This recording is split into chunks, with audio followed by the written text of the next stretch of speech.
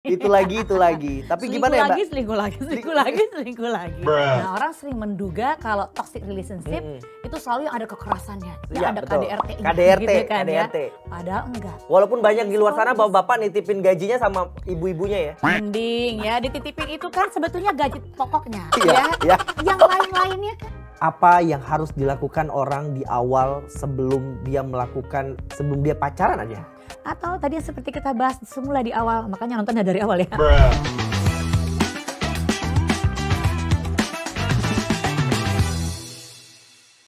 Halo sahabat Kompas TV, selamat datang kembali di program Kode bareng gua Rozi Effendi. Hari ini kita bakal ngobrol sesuatu yang kalau kata anak Gen Z itu relate gitu. Relate pada kehidupan sehari-hari dan banyak dirasakan bagi banyak orang. Gue bingung nih, dirasakan atau dirasa-rasain beda-beda tipis. Kita bakal ngomongin sesuatu yang namanya toxic relationship. Tapi bukan gue yang akan ngomong karena gue bukan expertnya. Yang bakal ngomong adalah pakarnya. Mungkin dia punya pengalaman atau dia berhadapan dengan orang yang punya pengalaman terkait dengan toxic relationship. Please welcome Roselina Ferauli. Roselina Ferauli. Dipanggilnya Mbak Vera aja. Betul. Biar tempat muda. Psychology expert, Yes. psikologis remaja juga, tempat curhatnya para anak-anak remaja, Terutama pasangan. terutama pasangan. Jadi no worries, tampilannya kayak anak remaja. Terima kasih. Riang gembira. Selamat datang Mbak di studio Digital Terima Kompas kasih. TV. Mbak Vera, gimana kesibukannya sehari-hari? Alhamdulillah ketemunya itu lagi kasusnya setiap hari. Itu lagi. Tapi gimana ya, Mbak? Selingkuh lagi, selingkuh lagi.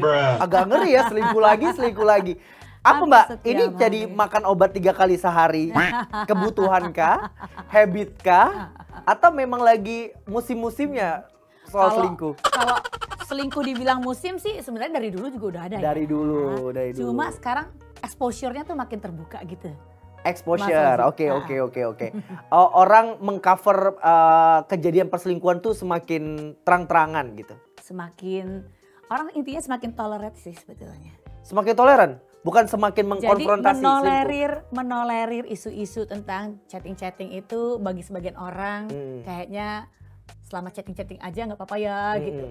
Punya temen lawan jenis lain di luar pasangan rasanya oke-oke aja ya. Padahal udah menikah gitu kan ya. Nah, atau misalnya pergi jalan, nonton, makan bukan sama istrinya atau sama suaminya, rasanya kok ditolerir gitu kan. Emang nggak boleh ya?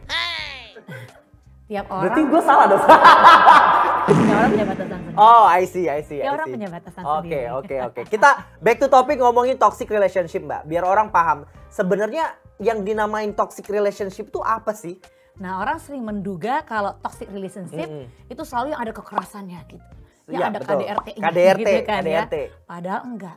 Yang namanya toxic relationship itu kita butuh menghayati di kitanya seperti apa ya rasanya. Oke. Kalau kita ngerasa bahwa dalam relasi ini udah bikin kita udah nggak bahagia, nggak sejahtera, nggak secure, nggak nyaman, nggak merasa aman, baik secara fisik, ya kadang-kadang ditampar karena kalau lagi berantem itu kekerasannya. Oke. Namun kadang-kadang nggak pakai kekerasan sih, cuma didiamin. Jadi secara psikologis. Jadi psikologisnya yang kena. Secara psikologis tuh kayak dia kayak stonewalling gitu ya, yang bener-bener nembokin gitu kira-kira. Itu pun sebetulnya pola-pola toksik.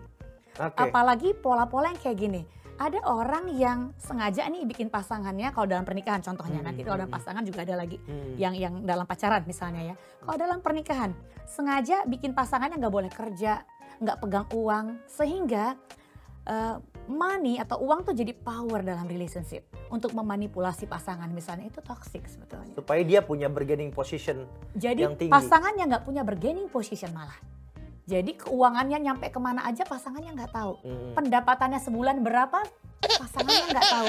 Ini dari pendapatan yang diperoleh dibawa pulang, dikirim berapa ke keluarga besar pasangannya. Ya maksudnya ke yang punya uang, pasangannya nggak tahu. Walaupun banyak di luar sana bapak-bapak nitipin gajinya sama ibu-ibunya ya. Mending ya dititipin itu kan sebetulnya gaji pokoknya Iya. Yang lain-lainnya kan nggak dititipin. Seserannya. Nah itu kan nggak tahu pasangannya. Itu yang psikologis ya kan ya. Jadi nggak cuma fisik atau psikologis sebetulnya. Ada lagi yang secara sosial bikin kita unhappy karena si pasangan yang toksik tadi menghalangi individunya untuk punya teman di luar sana, untuk dekat dengan keluarga besarnya. I see. Jadi kayak terisolir, terasing. Berantem sama orang tuanya gitu ya. Sehingga dia kayak solo gitu. Main sendiri, jadi dia sendirian. Sehingga ketergantungannya sama pasangan tadi, yang toksik tadi, tinggi. Nah itu salah satu case yang cara ngukur. Ini pasangan kita toksik gak sih sebetulnya? Sehingga relasi tempat kita relate dengan dia pun ikut-ikutan toksik, nggak sehat gitu. Oh gitu. Tapi gue masih penasaran sih Mbak. Apa sih gejala-gejala awal yang bisa dilihat oleh orang? Gejala awal yang jangan terlalu signifikan lah, yang basic aja. Basic aja ya. Yang basic dalam rumah tangga nih. Sesederhana, nggak jangankan dari rumah tangga. Waktu zaman pacaran baru kenal aja udah ketahuan. Emosinya meledak-ledak nggak? Gampang tersinggung nggak? Ketika dia gampang tersinggung, emosinya meledak-ledak, itu udah suatu pertanda bahwa ciri-ciri toksiknya udah ada sebetulnya. Cuma kadang-kadang kita nafikan, kita abai gitu kan ya. Bahwa kita pikir nggak apa-apa selama yang digalakin bukan kita, mbak-mbak di luar sana ya nggak apa-apa. Atau kesannya kayak wah dia lagi protek kita banget ya, dia pelindung sejati, dia hero. Padahal betul kalau sebenarnya yang nyenggol dia dari luar, yang diserang di luar, ya dia jadi emosional dengan orang di luar, seperti seolah-olah kayak kita lagi terproteksi, kita dilindungin, wah keren gitu ya. Hati-hati, besok ketika isunya dengan kita yang digituin. Nah itu jadi acuan. Mbak, tapi kan ini menyangkut soal karakter ya, karakter orang masing-masing orang. Bukankah dalam rangka menerima pasangan adalah juga menerima karakter masing-masing? Menerima karakter yes, tapi ketika karakter ini impactnya destruktif bagi kita, ngerusak gitu loh. Kita yang tadinya pede jadi nggak pedean, jadi minder, rasanya kayak kita yang salah deh kayaknya gitu, kayaknya di gaslighting terus gitu loh. Di gaslighting seolah-olah ini kalau lagi ada isu kayaknya kita doang nih yang salah, dia yang benernya gitu kan ya. Jangan-jangan gue yang gila, dia bener sih gitu kan ya. Nah kalau udah kayak begini, udah nggak sehat sebetulnya. Jadi acuannya dampak ini ke kita destruktif nggak? Tadinya kita punya karir yang bagus, kita pede, kita independen, tiba-tiba semuanya hilang waktu jalin hubungan sama dia.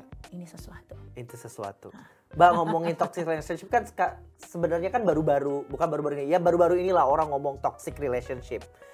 Tapi apa iya fenomena toxic relationship ini baru-baru sekarang aja dirasakan?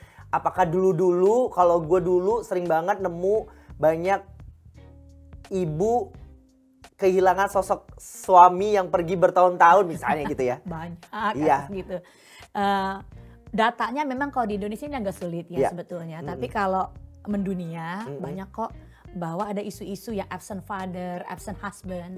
Ya dan rata-rata yang klien yang Mbak Vera tanganin deh setiap hari. Mbak Vera praktek setiap hari rata-rata.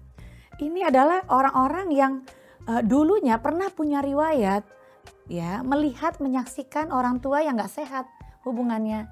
Orang tua kebanyakan ya orang tua yang nggak cuma ada istri yang betul-betul sangat dependent sama pasangannya. Kemudian ayah-ayah yang punya extra life di luar sana. Extra life di sini maksudnya ya punya kehidupan ganda gitu, ya kan? Di sini istrinya satu, di luar sana ada lagi gitu kan ya. Nah, sering terjadi di kota-kota besar ya. Jangankan di kota besar, di kota-kota kecil ya. Kecil pun sama sebetulnya isunya. Atau ayah-ayah yang nggak pernah pulang. Coba deh sekali-sekali kita main aja ke lembaga pemasyarakatan LPAP anak laki-laki, anak pria di Tangerang. Tanyain deh rata-rata ya mereka punya orang tua yang relasinya toksik. Jadi ayahnya nggak pulang-pulang, ibunya yang kerja banting tulang, kerja buruh pabrik, yang selalu lembur pulang pagi, pergi pagi, pulang pagi lagi. Ayahnya istrinya ada banyak gitu misalnya, anaknya juga banyak, anak sambung, anak apa segala macam. Ya jadi pola keluarganya disfungsional. Mbak Vera mau mengatakan bahwa apa yang terjadi itu berdampak pada psikologis atau perkembangan seseorang ke depannya. Nantinya. Keturunannya juga. Turun-temurun. Namanya kalau dalam transgenerational psychology ada psikologi yang mempelajari tentang antar generasi nih dampaknya. Itu turun-temurun, Oji. Wah gila. Mbak, kalau tadi dibilang berarti dari dulu sudah ada. Tapi masih banyak orang yang bertahan.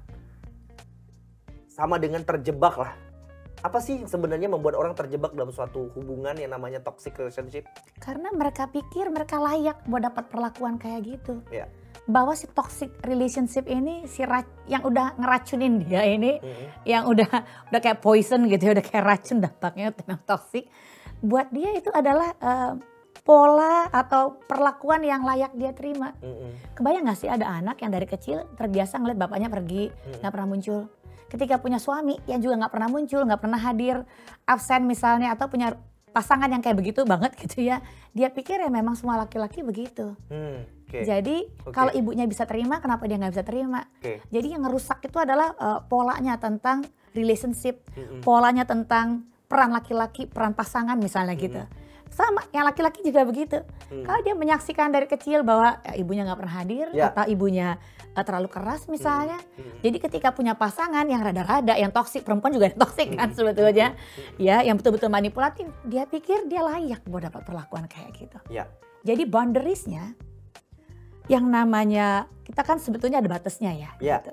Nah pada orang-orang yang terjebak, dalam istilah Mas Oji tadi, terjebak dalam relationship yang toksik, dia nggak punya boundariesnya. Mana yang normal sebetulnya masih normal, masih kategori oh ini masih ya kosmas sekali sudah lah ya. Mana yang sebetulnya udah sakit nih gitu. Udah kritis. Toksiknya udah berat nih gitu ya. Yang sebetulnya udah bisa bilang I'm sorry goodbye gitu. Iya. Mbak, mungkin nggak sih ini juga didasari oleh lingkungan dan culture kita yang berpendapat bahwa udah lu jalanin aja gitu lu sebagai seorang istri. Kadang-kadang bukan cuma culture sih Mas Oji. Ingat gak? Orang Indonesia kebetulan kalau dari risetnya Mbak Vera dan teman-teman. Aspek religiosity-nya tuh tinggi. Jadi pemahaman kita tentang belief system kayak agama tuh tinggi. Ada banyak orang yang kadang-kadang bertahan dalam relasi yang toksik, dalam pernikahan yang sebetulnya super toksik. Cuma karena merasa bahwa ini ibadah buat dia. Jika saya bersabar dalam pernikahan kayak gini, saya akan dapat surganya Allah nih. Waduh, berat. Betul. Persis kayak Aisyah gitu. Dalam relasi bersama Firaun. Ya, konon katanya Firaun sayang banget sama istrinya betul. Tapi at the end kan istrinya dibakar hidup-hidup gitu. But buat orang-orang kebanyakan kadang-kadang ngerasa, oh dia butuh nih sampai ke level itu.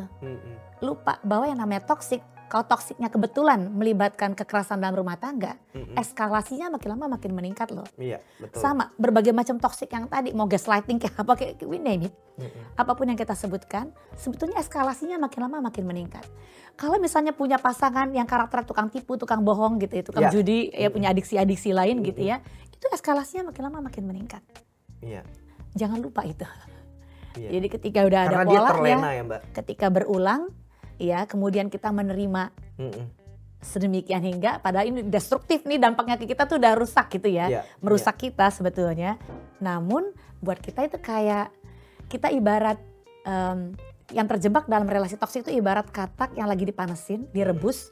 Dia nggak ngeh bahwa udah ada perubahan suhu yang sebetulnya bentar lagi dia mati tuh kerebus. Dan kebanyakan gitu kan at the end akhirnya mati karena KDRT. Gue setuju sih dengan apa yang disampaikan Mbak Vera. Gue punya satu kasus di mana ada dua orang, satu pasangan yang si laki-laki sudah berbuat sedemikian rupa kasarnya dalam rumah tangga, tapi ketika kita tanyakan pada wanitanya cuma menjawab mungkin ini takdir yang harus gue jalani.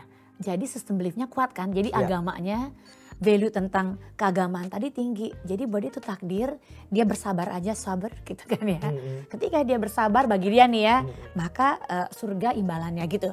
Tapi sebetulnya lupa bahwa di agama pun sekalipun gak boleh menzolimi diri sendiri.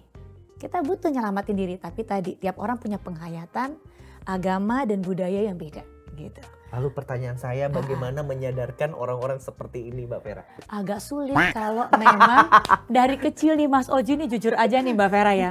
Kalau dari kecil dia udah mencermati bahwa ibunya digampar-gamparin. Jadi buat dia oh itu pola relasi yang adequate, yang cukup normal ya, wajar kayak gitu. Jadi mereka menolerir karena nggak punya contoh kehidupan keluarga yang sehat. Social modelnya nggak ada. Jadi dia pikir bapak itu, pasangan itu adalah laki-laki yang boleh selingkuh, yang main pukul-pukul, itu normal. Jadi dia butuh bertahan gitu loh. Jadi yang rusak adalah penghayatan tentang relationship, tentang love, tentang pasangan, peran pasangan itu seperti apa, rusak gitu loh. Sering lihat kan perempuan mengambil alih semua peran, udah jadi penafkah utama, dia ngurusin anak, ngurusin rumah, suaminya udah petantang petenteng, pengangguran, penghasilannya kecil gitu misalnya ya. Ya masih mending penghasilan kecil, ada yang pengangguran. Jangan tersinggung deh, jangan tersinggung. KDRT lagi, KDRT itu selingkuh lagi. Yang bukan-bukan, tapi bertahan loh. Nah, look at that. Sakit nggak tuh gitu? Atau ada nggak Mbak psikologis di mana seseorang sebenarnya menikmati sometimes menikmati pola itu gitu, kayak ya udah gue jalanin aja dan gue nikmatin itu gitu. Karena gue melihat kecenderungan itu tuh seperti itu ada gitu. Kayak si masokis dengan satu lagi temennya gitu kan ya. Jadi kadangkala ada loh orang yang bertahan sehingga dia punya alasan untuk menikmati penderitaan hidup. Bahwa ku menangis gitu. Kayak lagu-lagu Leodra itu laku. Keluar gitu ya. semuanya. Mahal ini laku gitu ya. Karena relate kan. Mas Oji ya. Relate dengan penghayatan dia bahwa hidup itu yang kayak gituan. Nah ini yang rusak sebetulnya. Jadi kita bantu. Makanya nonton dong Kode. Ini juga faktor-faktor terbesar dalam toxic relationship kan tidak hanya disebabkan oleh internal kedua pasangan, juga disebabkan eksternal kadang-kadang Mbak. Kadang-kadang nih ya. Ini, contohnya adalah belakangan ini ada case yang lagi viral di luar sana. Mereka bercerai karena mertua. Iya, mertua lah gitu kan ya. Mending kalau bercerainya karena memang faktor ekonomi, faktor luar juga tuh sebetulnya ya. Tapi ini karena mertua. Betul. Karena di Indonesia in grupnya kan kuat nih ceritanya. Betul. Jadi kekerabatan itu penting, keluarga besar itu penting ya nggak sih? Jadi istri itu kadang-kadang dianggap orang luar gitu. Pasangan ya baik istri atau suami dianggap orang luar. Yang dalam itu adalah keluarga intinya. Keliru. Jadi lupa menerjemahkan bahwa ketika suami istri tadi, pasangan tadi menikah, maka dia udah bentuk sebuah klaster baru nih sebetulnya. Jadi keluarga intinya yang sekarang yang dalam pernikahan. Nah kebanyakan orang lupa. Mereka loyalitasnya lebih banyak di keluarga besar, di extended family-nya. Nah umumnya lebih berat lagi nih pola-pola loyalitasnya di keluarga besar karena misalnya dari kecil dia udah terbiasa ngambil peran, gantiin peran ayah atau ibunya. Sehingga pada saat dia nikah, punya pasangan, dia bingung tentang peran yang seharusnya dia mainkan tuh ke siapa nih, kemana nih. Loyalitasnya harus kemana nih, komitmennya harus di siapa nih sebetulnya. Bisa jadi kayak gitu. Atau tadi yang seperti kita bahas semula di awal, makanya nontonnya dari awal ya. Dari awal tadi bahwa ada banyak ibu-ibu gitu. Yang masa lalunya dalam kacamata anak laki-lakinya, ibunya udah menderita sedemikian besar, sedemikian hebat, sedemikian banyak oleh si ayah gitu. Oleh keadaan, oleh keluarga besar ayahnya juga mungkin dari dulu gitu atau keluarga besar ibunya juga. Punya historis traumatis. Sehingga si anak laki-laki ini merasa bahwa dia bertanggung jawab, dia responsible atas kebahagiaan ibunya. Ada loh banyak anak-anak yang merasa bahwa dia bertanggung jawab atas kebahagiaan orang tuanya. Padahal tiap individu bahkan orang tua sekalipun bertanggung jawab atas kebahagiaan mereka sendiri. Itu bukan tanggung jawab anak. Nah kebanyakan anak punya penghayatan ini. Betul. Sehingga ketika ibunya dia pikir ibunya konslet nih sama pasangan gitu kan ya. Ibunya terganggu banget sama pasangannya. Dia akan pro dan loyal ke ibunya daripada ke pasangan. Lupa dia lagi bangun keluarga inti baru sebetulnya. Keluarga inti baru. Yang fondasinya malah belum ada justru. Gak ada fondasinya karena dia kabur. Keluarga yang origin, ke keluarga yang asalnya dia kabur ke sana. Lupa dengan yang baru ini. Lupa dengan apa yang dia lagi bangun dan dia akan menciptakan relasi keluarga dengan anak-anak yang ya juga begitu. Menghayati ayahnya nggak ada. Dalam kasus kayak gini yang sering Mbak Vera hadapin, siapa yang seharusnya bertindak? Orang tuanya atau si anaknya ini? Nah itulah pentingnya sebetulnya pendidikan pranikah ya sebetulnya. Ketika suami istri jadi mentang-mentang udah pacaran 2 tahun 3 tahun kayak udah kenal banget nih gitu. Ada lagi pacaran 10 tahun, wah rasanya kita udah kenal banget. Akhirnya rasanya nggak perlu tuh ada pendidikan pranikah gitu kan ya. Langsung nikah aja. Lupa bahwa ketika nikah akan ada banyak peran-peran yang kita mainkan yang baru yang kita nggak ngerti tadinya. Betul. Peran sebagai suami istri. Nanti kalau punya anak, peran sebagai ayah dan ibu. Wow udah deh. Yang nggak ready, nggak paham, ya udah gagal total deh. Bahkan dari awal pernikahan gitu. Karena banyak sekali anak milenial sekarang yang sedang membangun rumah tangga, kan rata-rata milenial sih sekarang. Iya, sebulan cerai. Sebulan cerai. Tapi menyandang status sandwich generation. Iya. Sandwich generation yang dimana dia harus bertanggung jawab juga dengan keluarga. Dia pikir dia bertanggung jawab untuk keluarga besarnya. Oh dia pikir? Untuk ayah ibunya, kemudian dia juga bertanggung jawab buat anak-anak yang dia punya sekarang. Betul. Jepit dari tengah-tengah. Betul. Udah persis kayak roti lapis deh, udah bener kayak sandwich. Pop, pop, pop, pop gitu kan ya. Betul. Lalu pertanyaan gue, kondisi ekonomi berpengaruh gak sih Mbak? Sebetulnya ekonomi tetap ya merupakan salah satu isu terbesar dalam relationship yang bikin orang cerai. Ya, selain perselingkuhan, masalah komunikasi, masalah keluarga besar kalau di Indonesia terutama, ya kan ya. Jadi masalah ekonomi selalu akan muncul, yes. Terutama kalau punya pasangan toksik tadi, pasangan yang menggunakan uang sebagai jalan untuk punya power. Uangnya dia rem, sehingga pasangannya tuh seolah-olah udah pasangannya disuruh berhenti kerja, seolah-olah mesti ngemis dulu nih untuk bisa dapat uang.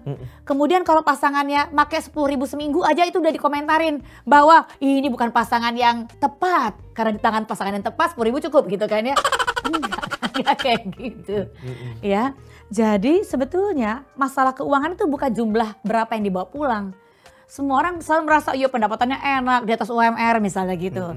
Oh apalagi kalau 50 juta katanya gitu-gitu kan kata-kata kalau di viral gitu. Padahal bukan jumlah uang yang dibawa pulang. Mau dibawa 200 JT kayak mau 1 M kayak per bulan. Tapi kalau ya ternyata penggunaan uangnya tadi terkait gaya hidup tentang uangnya keliru, ini berdua nggak matching, tetap akan berantem. Yang satu pengennya nabung sampai dia irit, hemat sama irit beda ya. Udah hemat, irit, ini kikir kan ya pelit. Yang satu tipenya suka foya-foya karena dari kecil terbiasa untuk bebas belanja gitu ya, dikasih uang berlebihan sama orang tuanya, udah deh. Mau berapapun yang masuk nih jumlahnya, jadi bukan masalah jumlah sebetulnya. Tapi tentang attitude, tentang keuangan. Tentang sikap bareng-bareng tentang keuangan. Jangan sampai uang dijadikan alat untuk mengontrol pasangan sehingga pasangan tersiksa lahir batin gitu. Itu toksik. Jadi haruskah gue nih sebagai bujangan nih atau orang-orang yang belum menikah, haruskah menyelesaikan atau mendiagnosis diri gue sendiri sebelum gue masuk kepada dunia rumah tangga, ketimbang nanti gue sudah berumah tangga terus kemudian terjadi permasalahan sehingga gue nanti jadi toxic relationship? Self diagnose nggak dianjurkan. Oke. Ya. Tapi memang kita sangat menganjurkan tiap individu, tiap dia ulang tahun, kasih hadiah ke diri sendiri, 1 sesi aja ke psikolog gitu. Setidaknya dia tahu bahwa udah kayak ke dokter gigi ya. Jadi, setahun 3 kali ya. Setahun 1 kali aja. Oh 1 kali ya. Oke. Ya itu yang dianjurkan. Setidaknya kita mengoptimalkan diri kita paham bahwa kita punya isu nggak ya. Jangan nunggu punya isu dulu baru ke psikolog, bukan. Jadi kita mau tahu bahwa apa yang bisa kita optimalkan dari kita. Jadi mindsetnya kalau ke psikolog bukan karena gila gitu ya Mbak? Bukan, kebalik. Kebalik sih ya. Jadi justru malah apa nih strength point gue, apa nih kekuatan saya gitu kira-kira. Terus mau dikemanain nih, mana pola relasi yang cocok buat saya. Karena kan cara kita dulu menghayati kedekatan dengan orang tua, attachment dengan orang tua kita dulu, kita secure nggak? Atau kita cemas sebenarnya? Atau kita anak yang terabaikan dulu? Akan memengaruhi bagaimana kita menghayati relasi dengan pasangan. Makanya ada loh orang yang ya tiap jadinya selalu aja dengan orang yang toksik lagi kayak gak capek-capek betul, gitu. Betul. Ya, kalau yang kemarin kayak selingkuh gitu ya. Jadi kayak kok dia demen banget ya untuk jatuh cinta dengan orang yang salah gitu loh. Betul. Yang toksik, yang kemarin selingkuh, yang kemarin lagi pasangannya udah punya keluarga, yang satu lagi pasangannya tukang pukul KDRT gitu ya. Terus kemudian yang satu lagi minjem duit melulu gitu kan ya, secara finansial bermasalah. Ada lagi yang gaslighting melulu. Nah, lihat. Jangan-jangan ada masalah di kita tuh sebetulnya dalam menghayati love, relationships, dan sexuality gitu. ini yang mau dibenahi. Oke Mbak, menurut Mbak Vera, apa yang harus dilakukan orang di awal sebelum dia melakukan, kita nggak usah ngomong ke jenjang pernikahan deh, sebelum dia pacaran aja, apa yang harus dipastikan seseorang kepada pasangannya atau terhadap hubungannya? For your info ya Mas Oji ya, ternyata konsep ta'aruf. Jadi dalam Islam namanya konsep ta'aruf. Betul. Tapi sebetulnya kalau kita pelajari riwayat tentang pacaran. Di tahun 1800-an apa gimana-gimana gitu ya. Ternyata polanya persis kayak ta'aruf. Jadi kita butuh kenal bukan cuma dua-duaan. Karena dua-duaan ini casual dating versi dua-duaan, langsung kenal, baru kenal di Instagram, baru kenal di TikTok. Tiba-tiba diajak ketemuan di hotel mau lagi gitu kan ya. Lihat itu kan bahaya sebetulnya. Potensial berbahaya, itu udah toksik sebetulnya dari awal. Nah, jadi kalau kita punya kebetulan mau diajak kenalan, sebetulnya persis kayak konsep ta'aruf di masa lalu pun begitu. Jadi namanya ta'aruf kebetulan kalau di Arab ya. Tapi di Eropa sekalipun, ya di US, di Eropa kalau kita pelajari, semuanya polanya sama, menguntungkan yang perempuan. Dalam pengertian laki-laki kalau mau kenal sama perempuan, dia mesti datang ke rumah si perempuan. Dan dia datang gak boleh sendiri. Kemudian kalau ternyata kalau perempuannya nanti merasa suka nih sama dia gitu ya, kayaknya cocok nih kayaknya. Besok-besok dia boleh datang lagi tapi gak boleh sering-sering. Karena nanti menutup kesempatan laki-laki lain untuk juga kenal si perempuan. Jadi dia bisa memilih. Kalau zaman sekarang udah pacaran satu, udah gitu bertahun-tahun dia apa-apain terus kemudian diputusin gitu kan ya. Ghosting gitu kan ya. Nah kalau zaman dulu sebetulnya tuh sehat polanya. Dia kenal keluarganya jadi dulu. Kenal orang lain, kita kenal individu, lihat bagaimana dia berelasi dengan keluarganya. Gimana hubungan dia dan kakak adiknya, sehat gak sih sebetulnya? Atau main bunuh nih sebenarnya mereka, senggol bacok gitu kan ya. Lihat bagaimana dia berhubungan dengan bapak ibunya, sopan gak dia? Sayang gak dia dengan ibunya, misalnya gitu kan ya. Lihat relasi bapak ibunya, sakit gak relasi berdua gitu kira-kira. Lihat itu aja tuh bantu banyak. Jadi gak cuma lihat keluarganya, lihat teman-temannya dia siapa sih. Ternyata dia gak punya teman, udah ciri-ciri toksik yang paling besar. Lihat tempat kerjanya di mana sih. Oh tempat kerja setahun pindah 3 kali, 4 kali, sampai 6 kali. Itu udah gejala toksik kok sebetulnya. Ternyata dia gak mampu komit nih ceritanya. Setahun pindah berapa kali tempat kerja itu problem loh sebetulnya. Nah ini yang kita butuh cermati. Nanti udah mau nikah, udah boleh dua-duaan? Belum. Boleh dua-duaan itu sejak zaman Perang Dunia Kedua kalau nggak salah ya, di mana orang mau pergi perang ya nanti akan mati kalau either dia mati atau dia kembali. Jadi mereka boleh pergi dua-duaan terus melibatkan aktivitas seksual di dalamnya. Ini yang problem. Terus kita tiru yang model gituan, yang antara sayang kamu perang nanti balik atau enggak atau pulangnya mati gitu tinggal nama. Itu yang kita tiru zaman sekarang, rugi. Itu mungkin kalau kata orang zaman dulu cari bibit, bebet, bobotnya ya Mbak. Dilihat semuanya. Dan datangnya nggak cuma dia dan keluarganya, kadang-kadang dia datang dengan temennya. Jadi kita nge-review temennya kayak gitu toh. Jadi kan orang bisa lihat dari temennya. Coba kalau temennya semuanya nih pola-polanya ya gitu kan ya. Ngelambai semua. Kan kita boleh curiga gitu loh. Gimana sih Mbak? Coba Mbak gimana? Ngelambai semua gitu kan. Kita kadang-kadang ngelihat wah ini laki-laki maco nih gitu. Tapi teman-temannya semuanya ya gitu kan ya. Yang lambai gitu kan ya. Nah ini kan sebetulnya sebuah catatan. Iya karena laki-laki yang normal misalnya pola orientasi seksualnya dan penghayatan tentang gendernya gak temenan nih dengan model yang begitu. Tidak nyaman berteman dengan. Gak nyaman. Oke ada teman tapi gak mau deket gitu. Kayak gitu yang kita mesti cermatin. Nah, dapat kan ya gitu kira-kira. Tahu. Nah, apalagi sekarang tuh gampang banget ngakses sosial media. Bisa lihat tadi riwayat pekerjaan di LinkedIn gitu ya. Tapi hati-hati kadang-kadang ada orang yang kita googling nggak ada karena udah memang sengaja dihilangkan. Ketik namanya, wah nggak muncul. Ada yang kayak gitu kan ya. Ketik kapan dia bercerai, nggak muncul karena disembunyikan. Kan bisa. Betul. Zaman sekarang semuanya everything serba canggih. Kira-kira apa tuh penyebab orang menyembunyikan? Ya kan biar nggak ke-tracking dong. Orang-orang di level tertentu, khususnya menengah atas, gak suka kalau dia kelihatan sangat terpapar di misalnya di Google misalnya gitu ya. Ada kelihatan kalau di pencarian dia muncul gitu. Banyak yang nyembunyiin sebetulnya. Oke.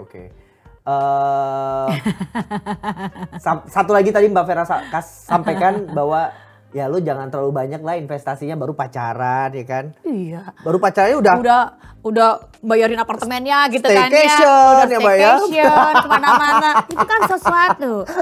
Kan Iya. take and give-nya ada, ya nggak sih? Nggak ada free lunch kan, nggak ada makan siang yang gratisan toh. Betul. Nah, makanya no wonder banyak orang putus akhirnya minta ganti rugi gitu ya Mbak. Minta ganti rugi mending. Kadang-kadang dia ngerasa langsung pengen mati bunuh diri karena wah ini kayaknya udah hidupnya udah hilang total gitu. Too much gitu loh. Itu toxic. Jadi toxic nggak semata kekerasan ya. Nah, ada juga case di mana orang sebegitunya Mbak, ketika dia putus, dia ngerasa udah ini akhir dari segala-galanya. Pertanyaan gue, yang sakit siapa nih?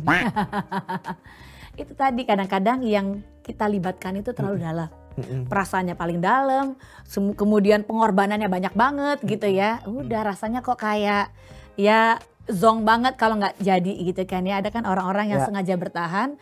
Padahal sudahlah, saya pernah loh punya salah satu klien umur 15 tahun, udah aborsi 2 kali, orang tuanya nggak tahu dia aborsi. Kalau berantem kepalanya bisa dijurut-jurutin di dashboard. Tapi dia stay sekian tahun. What for? Untuk apa sih? Itu kan udah toxic banget. Nunggu sampai mati dulu apa? Ya nggak bisa. Tapi tadi kembali lagi kita nggak bisa nyalahin si individu karena dia nggak punya boundariesnya. Dia gagal untuk menentukan bahwa dia layak itu dapat perlakuan di level seperti apa sih. Dia nggak punya contoh relasi yang sehat, dia nggak punya contohnya. Jadi dia pikir semua relasi itu kayak gitu. Semua relasi kayak gitu. Akhirnya either milih nggak mau dalam relationship sama sekali, atau relasinya gonta-ganti semua kayak diiyain gitu. Problem gitu lah. Mbak Vera, mungkin ada sahabat Kompas TV yang nonton ini tapi sudah terjebak di dalam toxic relationship tanpa disadari. tanpa disadari ya. Anjay, gue udah toxic nih ternyata gitu ya. Gimana Mbak cara? Adakah cara untuk fix it atau bagaimana cara jalan keluarnya untuk keluar dari relationship yang ya kan ya. Memang lingkaran setan yang akan ngikat di situ. Atau mungkin yang toksik sebenarnya diri dia sendiri terus dia bilang gue mau fix it gitu. Ternyata toksik gitu kan ya. Nah, ini toksik gitu. Maklum, kadang-kadang kita memang nggak ngeh bahwa relasi ini toksik, si dia toksik atau kita yang toksik karena saat jatuh cinta kita tuh kayak lagi pakai kacamata merah muda. All pink gitu kayaknya, bahwa yang kelihatan yang baik-baiknya dia. Kalau dia kasar, oh itu karena dia mau belain saya gitu kan ya. Lupa bahwa itu juga toxic. Nah, yang ngelihat siapa saat kita lagi di bawah pengaruh emotional brain. Jadi istilahnya kalau lagi jatuh cinta, di bawah pengaruh hormon-hormon cinta yang 3 itu ya gitu kan ya. Kita terpengaruh dalam emotional brain. Ini brain ini Mbak Fer tunjukin pakai kepala tinju, bukan mau nonjok nih. Tapi otak tuh bentuknya dari samping tuh seperti sarung tinju nih gini. Nah, di bawah emotional brain. Sehingga butuh rasionalnya kan. Betul. Yang rasional itu adalah teman-temannya kita, keluarga, orang tua. Itu sebab kalau punya pasangan, calon pasangan, bawa ketemu dengan orang tua. Biar mereka nyisir dulu nih. Ya, udah gitu kalau udah disisirin dibantu sama temen, sama ortu, jangan yang disalahin ortu sama temen yang dibenci gitu kan ya. Ngerasa bahwa oh mereka jahat, gak ngebelain, gak dukung. Mereka gak suka aja gue bahagia iya, gitu. Padahal mereka tahu ini toksik gitu loh. Jadi itu salah satu acuannya. Kalau udah ada perbedaan pandangan antara kita dan ortu, kita dan teman tentang pasangan dan relasi yang kita punya, mending ya either ngobrol lebih dalam dengan teman atau orang tua tadi atau ke psikolog deh. Ke psikolog terdekat, ke psychology expert terdekat. Biar dibantu ngeliatin dalam versi yang sesungguhnya gitu. Tapi tadi pertanyaan saya, kalau sudah terlanjur gimana Mbak? Itu tadi. Cara ngeliatnya gitu dulu. Oke. Ya, dan akan sulit memang untuk keluar dari relasi yang toksik sekalipun. Karena umumnya dia punya dependensi berlebihan kan. Ada ketergantungan berlebihan gitu. Udah menikmati pola-pola ini. Ya, apalagi kalau yang KDRT itu. Tadi udah kasar, habis itu nanti dia baikinnya banget, itu banget lagi gitu ya. Nah, artinya yang bisa kita lakukan adalah tetap kita butuh ke psikolog untuk membenahi, jangan-jangan penghayatan kita nih yang keliru. Batas atau boundariesnya kita nggak punya. Educate yourself. Datang ke psikolog juga untuk sesi psikoterapi misalnya, itu bantu banget. Adakah posibilitas diperbaiki itu? Ada, one of my client bahkan udah jadi psikolog juga jadinya. Oke Mbak, keren tadi jadi keren juga sih. Iya, itu keren. Dari toxic relationship and then Jadi sehat, grow. healthy relationship. Karena dia minum. Jadi pakarnya gitu. Dia jadi pakarnya. Sekarang jadi KOL toxic relationship. Ada gak sih KOL toxic relationship? Bisa aja, nanti lihat aja, googling aja sendiri. Ada kayaknya. Nah tadi yang fenomena berhubungan dengan faktor eksternal. Case misalnya dengan suami tapi dengan mertuanya. Bagaimana menyampaikan secara baik-baik dengan. Oke, yang kadang-kala gini, orang-orang zaman sekarang ambang toleransi frustrasinya juga pendek-pendek ya. Yeah. Jadi sekali ngerasa bahwa dia nggak dibelain, ya kayaknya kesabaran setipis betul, tisu ya, Mbak? Dibagi 4 lagi. Dia udah dibelah 4 gitu kan ya. Jadi sangat tipis gitu. Padahal ketika seorang suami misalnya, dia sangat loyal dengan ibunya. Artinya yang butuh kita pahami adalah what was happen. Apa yang pernah terjadi dulu di masa lalu, sehingga si anak laki-laki ini merasa bahwa dia butuh bertanggung jawab atas ibunya dan kebahagiaan ibunya. Kita masuk ke level itu. Sebetulnya begitu. Jadi kita ikut merasakan. Paham dulu. Kita ikut paham. Aware, understand. Jadi aware dulu nih, dulu nih. Baru kemudian memahami. Cuma kadang-kadang orang pahamnya cuma level atas-atas doang sih. Paham sampai ke level narasi si individunya gitu, bahwa ini loh yang dia hayatin gitu. Ternyata somehow itu menyedihkan. Ya cuma karena buru-buru diprotes, dianuin gitu ya. Ingat kalau kita ada orang ngerasa bahwa ibunya penuh perjuangan banget hidupnya, kemudian dia belain. Ya pada saat itu sebetulnya dia lagi di bawah pengaruh survival brain-nya kan. Bahwa mereka harus survive ini dengan cara-cara tertentu sehingga pola perilakunya berlebihan bela ibunya. Kita butuh bantu dia untuk tenang, secure. Kalau dihantam terus sama pasangannya, dia makin getol belain ibunya. Padahal dibantu paham sehingga dia lebih rasional ngelihat ini semua. Bahwa jangan sampai dibikin orang tua tergantung sama anaknya. Kalau anaknya kenapa-napa nanti orang tuanya gimana? Ada banyak orang Indonesia merasa bahwa akan bantu ortunya ketika dia sukses. Padahal orang tuanya lagi baik-baik aja, masih mampu berfungsi gitu, dibikin disfungsional, dibikin gak mampu dengan ngasilin uang, dibikin gak mampu kerja, dibikin gak mampu gerak. Dicabut akarnya dari rumahnya dia, ya yang harusnya dia tadi aktif tiap hari jalan ke masjid misalnya, jadi gak ada lagi, malah semakin dysfunction dan tergantung. Kalau anaknya serangan jantung terus mati usia muda, ini yang gak dipikirin gitu loh. Itu berbahaya sebetulnya, bikin orang tuanya dysfunction. Gara-gara mau dibantu berlebihan, diprotek berlebihan, padahal masih mampu. Orang tua Indonesia zaman sekarang kan rata-rata masih 50, masih 60, ya masih oke, masih 70. Umur tua, dari tua aja, tuanya tua, ya kalau dari WHO 80 tahun ke atas 80, 90, tuanya tua. Berarti ya mulai tua kan umur 60 ya sebetulnya, masih 50-an masih seger, masih bisa punya berondong lagi gitu kan ya, gitu loh. Catat ya, punya berondong lagi. Tapi ini agak menampar ya, menampar diri saya sendiri tentang tadi mindset bahwa dysfunction orang tua. Tapi banyak orang tua di negara kita tercinta ini yang punya mindset anak adalah investasi. Iya, jadi banyak anak, banyak rezeki. Banyak anak, banyak rezeki. Sehingga waktu dulu nanti kamu nak kalau udah sukses, kamu bantu ya nyokolain adik kamu bantu ya bapak ibu gitu. Iya, jadi ada orang tua yang bikin keluarga yang udah toksik relasinya. Ada anak-anak yang diharapkan untuk mengambil peran, ngambil alih peran yang sebetulnya itu adalah perannya bapak ibu gitu. Banyak yang kayak gitu. Sadari sejak hari ini, sadari, benahi. Ada fenomena lagi di mana orang tidak nyaman curhat sama psikolog, lebih nyaman curhat di sosial media. Viral, dapat empati. Bagaimana seorang psikolog melihat hal-hal seperti ini? Iya, karena mindsetnya kan bahwa ke psikolog itu masih berarti psikolog psikiater tuh berarti orang gila gitu. Satu, psikolog, oh pasti mahal gitu. Dua, ya kan. Padahal di puskesmas masih ada kok yang rate-nya 20.000. Emang ada yang online 20.000. Ada dong. Serius? Ada di puskesmas. Gue baru tahu sumpah. Serius. Jadi ada yang di puskesmas, ada yang di RSU, RSUD. Ya itu dengan nilai yang 50.000, 60.000, 20.000. Yang online juga ada. Jago-jago psikolog di puskesmas? Oh, rata-rata semua psikolog.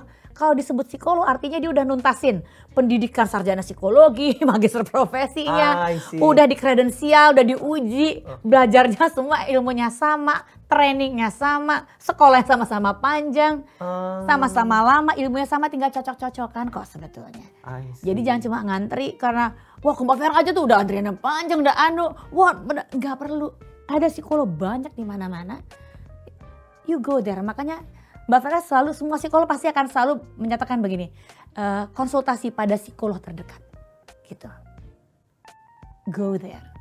Nah kadang-kadang kan orang takut tadi dikira gila tadi atau jadi malu gitu kan ya. Sementara kalau ke ustadz kan nggak malu, kelihatan makin beriman gitu. Gitu kira-kira. Padahal beda.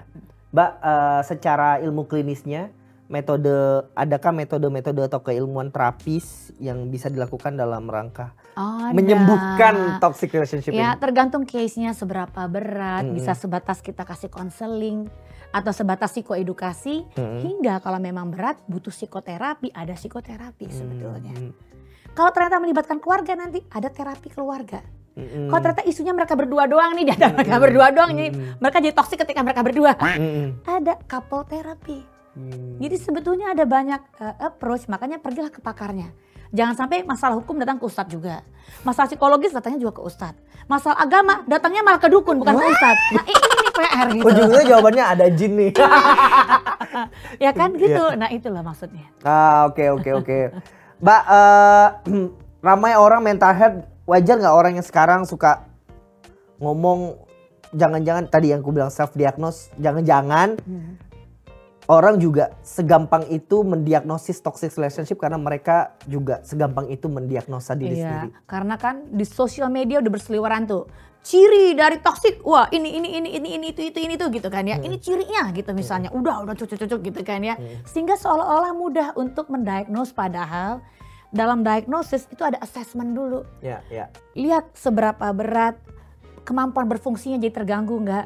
Ini munculnya cuma kalau lagi dalam relasi bersama pasangan atau di semua relasi itu muncul gitu, kayaknya kan beda. Jadi ada kontinum yang hanya mampu dilakukan oleh diagnosis ini oleh pakarnya, baik psikolog atau psikiater. Ya untuk kasus-kasus ini tadi psikolog klinis misalnya. Jadi datanglah ke psikolog agar dicermatin. Jangan self-diagnose, mentang-mentang ilmunya udah beredar nih kan. Ada banyak kok, lihat aja. Semua pakar juga kasih edukasi. Wah, bermodal edukasi kayaknya rasanya udah jadi pakar gitu rasanya ya. Padahal belum, beda. Gampang banget loh, orang gua kuliah bertahun-tahun gitu ya Mbak ya. Kan, ya. Lo hanya modal baca doang gitu. Bener. Oke, luar biasa banget. Mbak, ada nggak yang mau disampaikan kepada jutaan umat manusia yang sekarang ramai membicarakan toxic relationship? Ya, selama relasi ini dampaknya bukannya konstruktif, bukannya ngebangun kita bareng-bareng, malah dampaknya buruk ke kita, bikin kita insecure, bikin kita merasa jelek tentang diri kita sendiri, ya waspadai. Ini saatnya kita butuh cari masukan dari pihak ketiga. Siapa tuh? Bukan cari orang ketiga ya, beda. Masukan dari pihak ketiga, cari pendapat teman-teman, pendapat orang tua dan keluarga atau pakar. Oke? Oke, thank you banyak, makasih banyak Mbak Vera. Yes, Mas. Luar biasa sih hari ini tuh insight banget, gue jadi tertampar, gue jadi kayaknya gue curhat deh dari tadi. Kayaknya itu kasus gue sendiri, nggak ada bercanda. Tapi jangan lupa saksikan program Kode yang lainnya, episode yang lainnya, lebih banyak lagi cerita-cerita lainnya yang akan kita angkat, kita bicarakan. Sampai jumpa lagi pada Kode selanjutnya.